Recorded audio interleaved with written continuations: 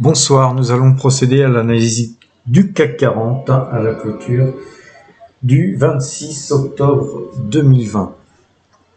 Alors CAC 40 qui avait ouvert, bien ouvert, puisqu'on avait ouvert ici et on a monté pratiquement toute la journée à clôture à 4816,12.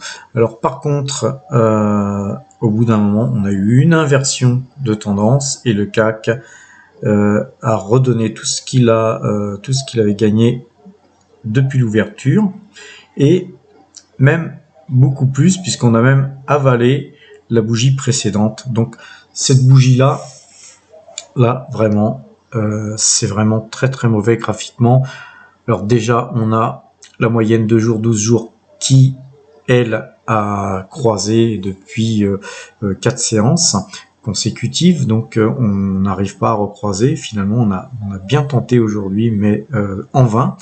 Le Directional Index Mouvement, lui, aujourd'hui a recroisé vendeur. Donc, c'est surtout lui qui nous donne la force du marché. Donc là, aujourd'hui, on est vraiment passé vendeur avec le parabole XR qui lui est vendeur déjà depuis 3 séances. Donc en gros le CAC est vendeur, mais ça c'est pas une super nouvelle en soi. On a un petit peu oscillé, sachant très bien que les news sont pas terribles. Et là, on a confirmation que en fait le marché n'apprécie pas du tout les dernières informations, les derniers chiffres du Covid et notamment aux États-Unis. Quand on regarde, là, on n'a pas encore clôturé, mais on voit que le SP500 perd 1,8%, le Nasdaq 1,6%, le Dow Jones 2,29%. Rien d'euphorique, loin s'en faut. Donc pour vous dire mon sentiment, là je suis vraiment carrément passé baissier de tous les indicateurs que je peux voir, et j'encourage plutôt pour ceux qui le font à plutôt faire du spiel que du long terme. On va attendre de se stabiliser avant de reprendre des options positives sur le marché. Donc on n'achète plus rien, on attend vraiment de meilleurs cours parce que je pense qu'on va aller certainement plus bas. Et donc en attendant, je vais vous montrer un petit peu quelques techniques sur le 5 minutes pour ceux qui veulent faire du spiel sur tout simplement le CAC 40 en utilisant des CFD. Alors si vous ouvrez un compte sur FXCM notamment, comme j'avais commencé à vous l'expliquer ce matin. Donc ce matin, on a eu en fait un signal d'achat.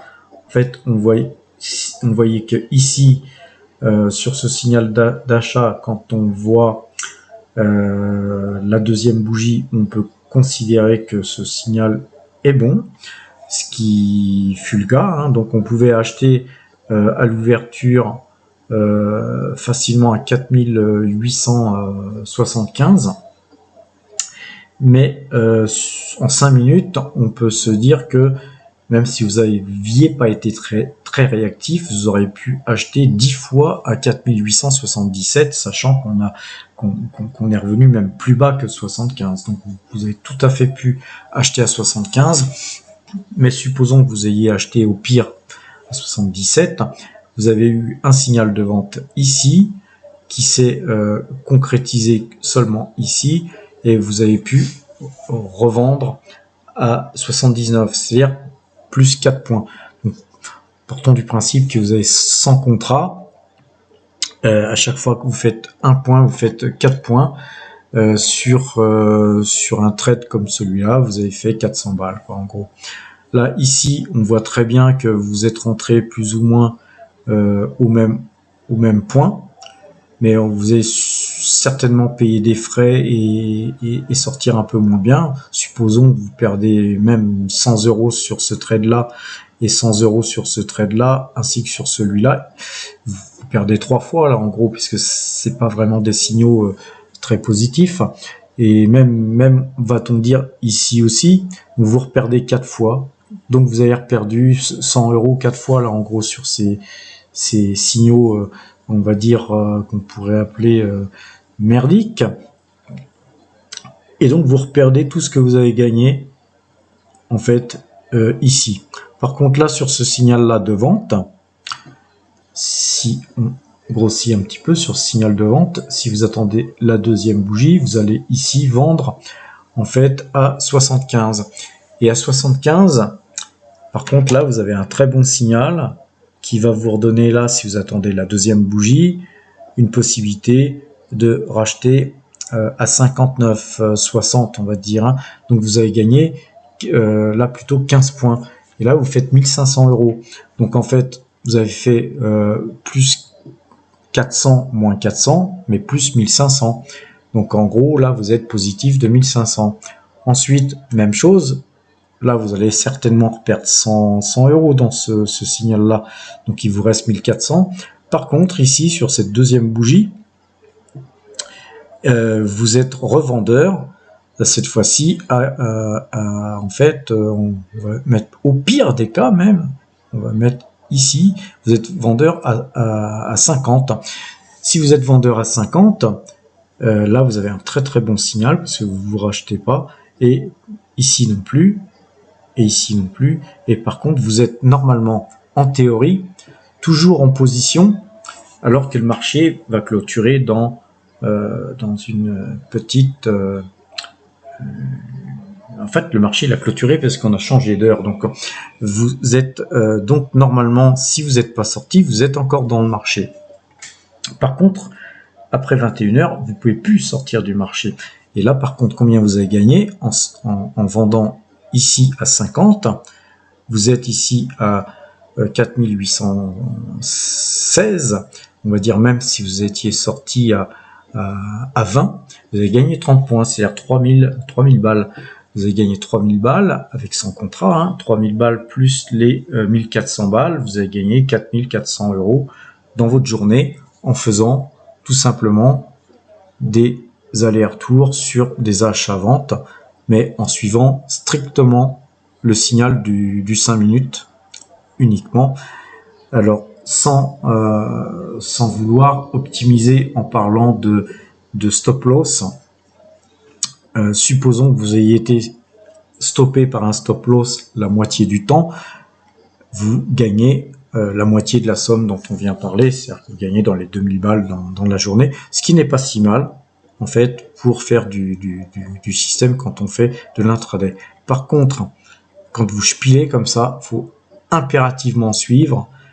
Et là, en fin de séance, quelques minutes avant, si possible, un petit quart d'heure avant la clôture même, vous sortez complètement vos pauses parce que en overnight, vous savez pas qu'est-ce qui peut se passer si vous gardez votre position overnight. Vous savez pas quelle va être l'ouverture demain. Je vais vous prendre une configuration justement de la veille. Et si vous aviez, supposons que vous étiez resté acheteur sur une position, mais là c'est pas le cas, mais supposons que vous soyez acheteur ici parce qu'il y a un signal d'achat ici. Supposons que vous ayez acheté ici et que vous restiez overnight, vous achetez à 4909. Seulement l'ouverture elle est à 4844 le lendemain. Vous avez en gros vous avez pratiquement 60 points dans le cul là. Et là vous faites quoi dans ces moments-là? Est-ce que vous gardez votre pause? Bon là en l'occurrence vous auriez retrouvé plus ou moins vos billes, mais parce que ça s'est passé comme ça. Imaginez que ça continue à descendre de 100 points. Là vous êtes scotché, hein, le terme hein, c'est scotché, vous êtes scotché là et puis vous savez plus quoi faire. Donc, en overnight, vous arrivez en overnight, ici, ce signal-là, à 5 minutes, 10 minutes de la clôture, on ne le fait pas. On sort toutes ces pauses et on attend le lendemain à l'ouverture. Hein, le marché futur, il ouvre à 8 h du matin et il ferme à 22 h le soir. Voilà, donc c'est important de respecter ça, de ne pas rester en position quand vous êtes en pause sur des CFD ou sur du futur. dans la nuit, parce que vous pouvez perdre des sommes très importantes. Il suffit qu'il y ait, je sais pas moi, les Américains qui déclarent la guerre à l'Irak, à l'Iran, peu importe, et puis là vous êtes dans une situation où vous allez voir le pétrole exploser et les marchés complètement s'écrouler. Vous allez voir un crack arriver et vous ne pourrez pas sortir votre position aisément, voire c'est votre opérateur qui vous sortira votre position parce que vous aurez perdu tout votre argent. Donc surtout, suivez bien les signaux si vous faites du CFD et ne vous entêtez pas à rester contre un signal. Il y a une petite phrase toute simple qu'il faut essayer de se rappeler quand on fait ce type d'investissement sur les marchés CFD, c'est on ne pisse pas contre le vent. Voilà, donc le CAC 40 est vendeur. Demain, il faudra regarder l'ouverture. Si vous faites du spiel sur des CFD, gardez bien à l'esprit de laisser un petit peu le marché se faire une petite tendance dès le début de la matinée pour prendre un signal en cours avec suffisamment de cours qui vous permettent de tracer pourquoi pas un trend et surtout d'avoir une moyenne mobile sur au moins 12 puisqu'on est sur une moyenne 2 minutes, 12 minutes sur au moins 12 bougies qui vous permettent d'avoir vraiment une moyenne qui coupe et qui vous donne un bon indicateur. Si on a gapé, surtout, puisque la moyenne de la veille avec l'ouverture du matin va faire une grosse différence de moyenne, et votre moyenne mobile ne sera effective que après au moins 12-13 bougies après ce gap. Donc c'est surtout, on se précipite pas dans le marché dès l'ouverture du marché. Voilà, je vous souhaite une bonne soirée. Faites très attention, comme je vous le dis, les marchés sont vraiment volatiles et vendeurs. Donc on prend aucune position pour l'instant à mon sens. Je vous souhaite donc encore une fois une bonne soirée et à demain.